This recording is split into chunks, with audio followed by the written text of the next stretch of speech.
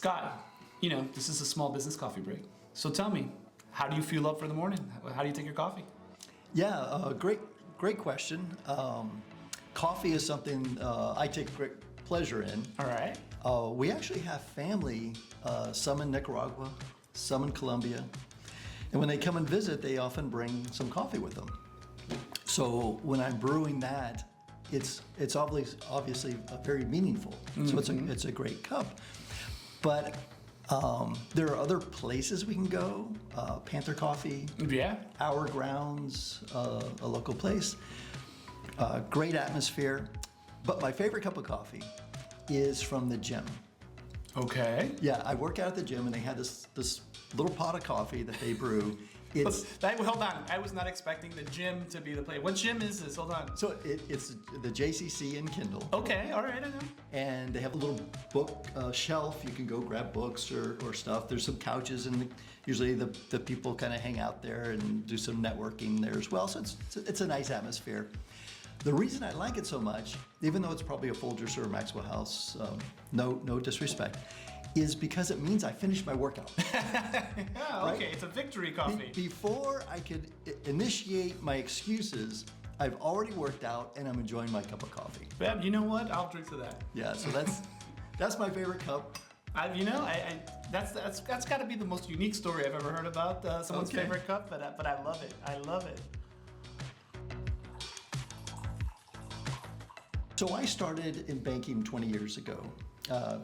I did banking for 20 years, and I really enjoyed it because I got to help business owners get the capital they needed to grow their business, right?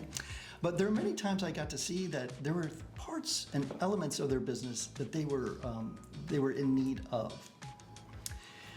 So after 20 years, I had coffee with one of my former colleagues, and he had just started this new program. And this is a program to help business owners learn how to grow their business, learn how to scale their business. And it works on all elements of the business. And as he was telling me about this, I thought, wow, I would love to do that. A few months later, he called me up and he said, hey, if you meant it, we have an opening. So I've been there now for almost 11 years. And it wasn't until recently it dawned on me why I feel so drawn to small business owners. And it goes back to when I was a kid. And I moved here in South Florida in '72. And a few years later, unfortunately, my parents divorced, as many do.